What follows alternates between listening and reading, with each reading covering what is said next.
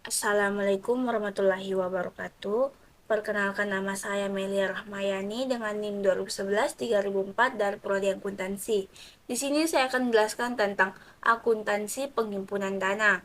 Adapun materi yang akan saya bahas itu yang pertama ada ketentuan syariah.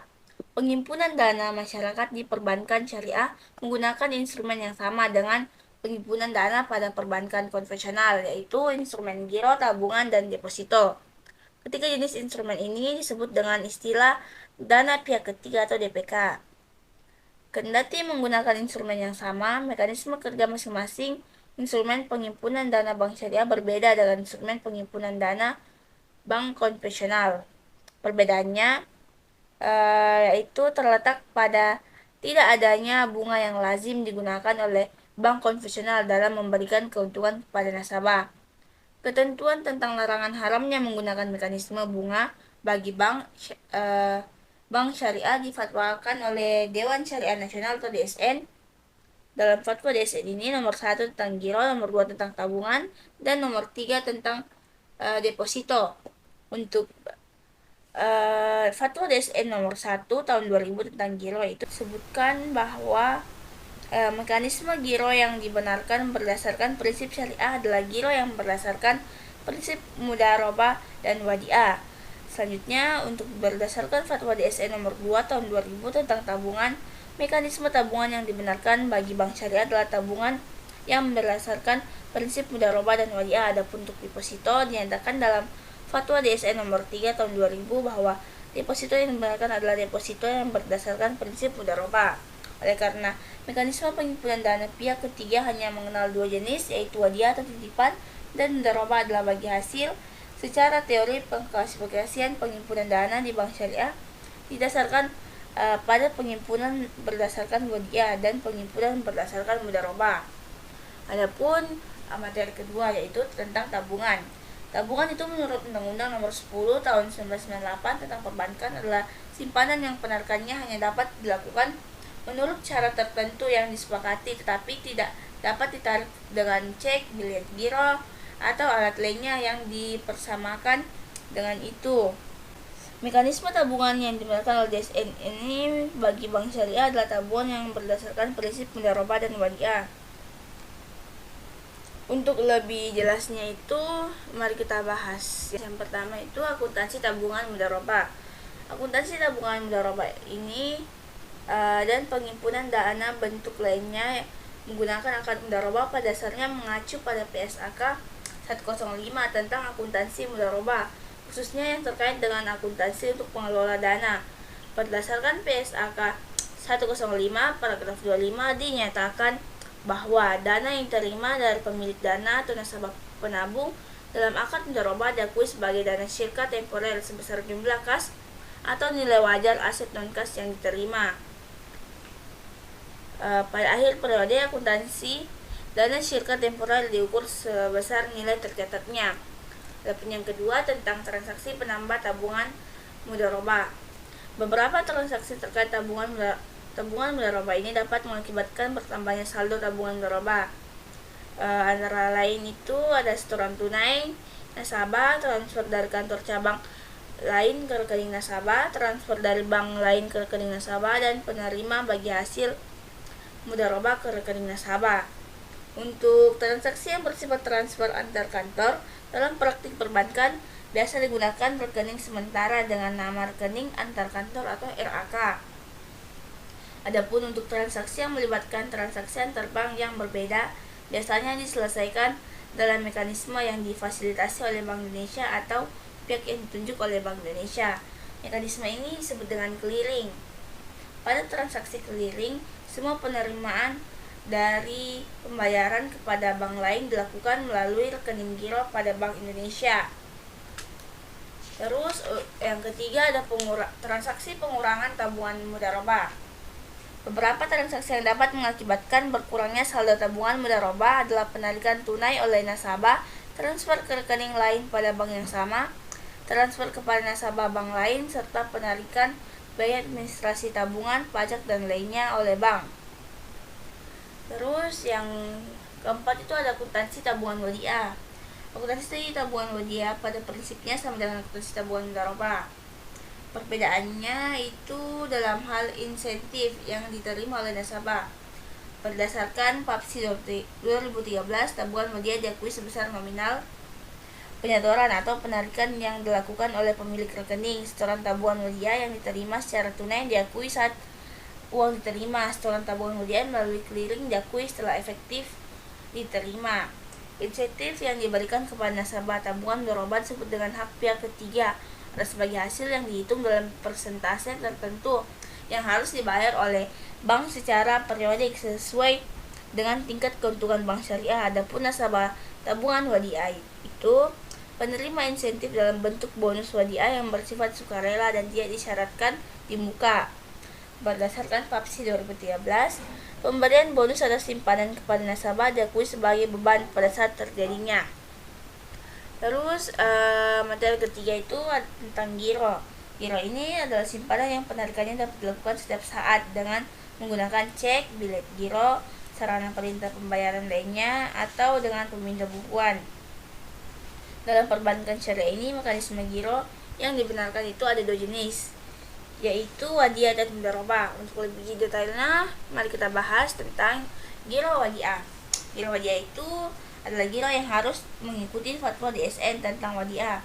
Akad wadiah adalah akad penitipan dana dengan ketentuan penitip dana mengizinkan kepada bank untuk memanfaatkan dana yang dititipkan tersebut, dan bank wajib mengembalikan apabila sewaktu-waktu penitip mengambil dana tersebut. Dalam transaksi giro wadiah ini, nasabah bertindak sebagai penitip dana atau mudi, dan bank bertindak sebagai penerima dana titipan atau muda. Bank berkewajiban menjaga dana titipan dan bertanggung jawab atas pengembaliannya bila sewaktu-waktu ditarik oleh nasabah pemilik dana titipan. Keuntungan atas pengelola dana titipan tersebut menjadi milik bank, karena pada hakikat wadiah adalah qadar dan pada prinsipnya tidak ada bonus yang diberikan oleh bank kepada pemilik dana wadiah. Kendati demikian, bank syariah diperbolehkan memberikan bonus sukarela kepada pemilik dana wadiah dengan syarat tidak diperjanjikan di muka. Adapun yang kedua itu tentang transaksi penambah rekening giro wadiah.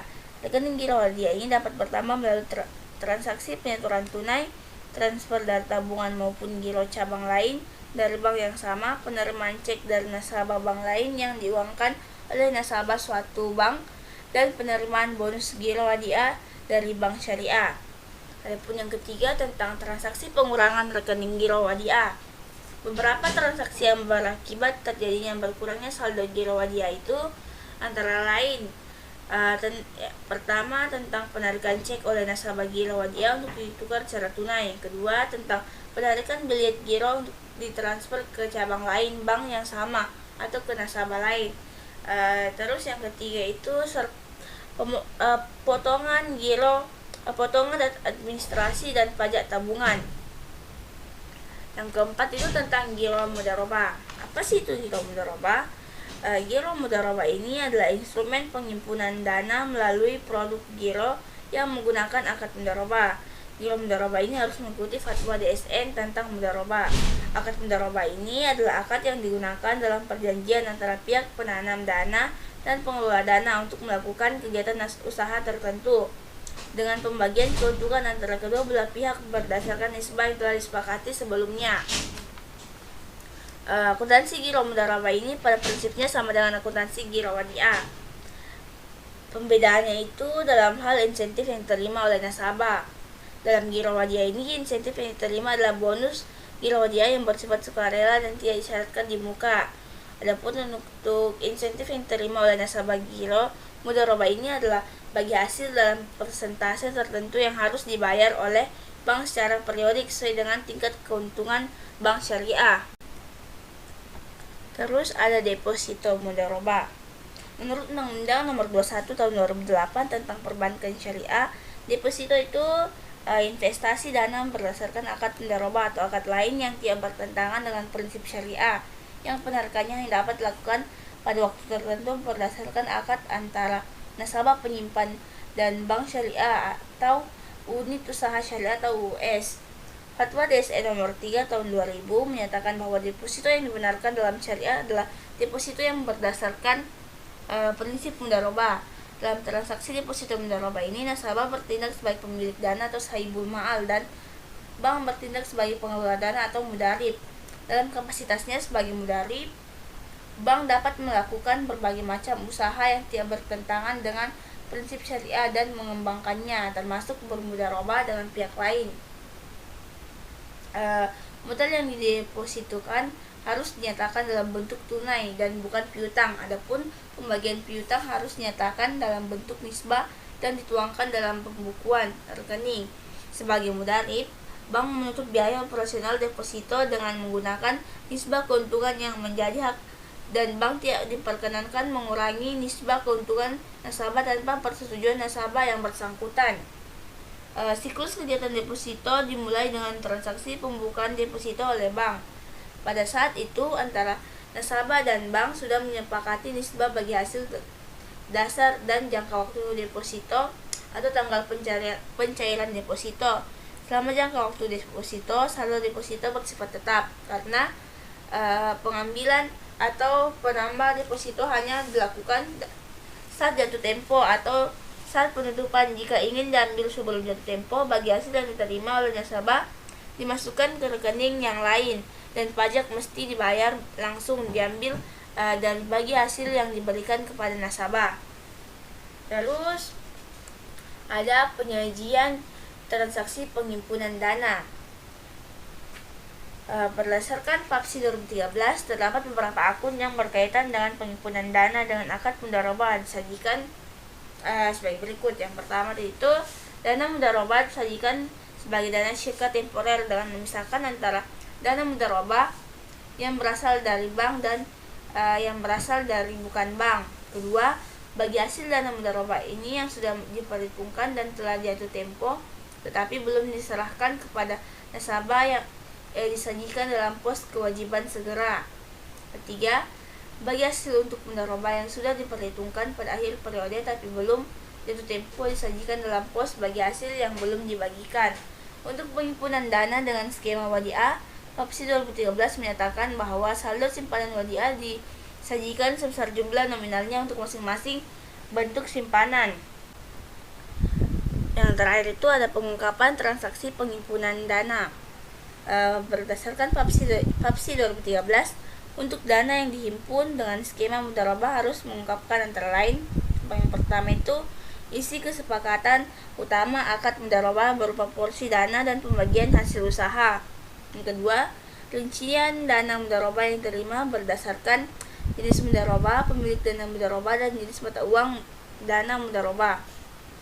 Yang ketiga, rincian dana mudharabah yang disalurkan berdasarkan sumber dana mudharabah yang berasal dari mudharabah mutlaka dan mudharabah muqayyada. Terus penerima dana mudharabah, jenis mata uang yang digunakan. Yang keempat, ada pihak-pihak yang berelasi baik nasabah atau nasabah penerima penyaluran dana mudharabah. Yang kelima, jumlah simpanan yang diblokir untuk tujuan tertentu antara lain sebagai jaminan pembiayaan atau transaksi perbankan syariah lainnya.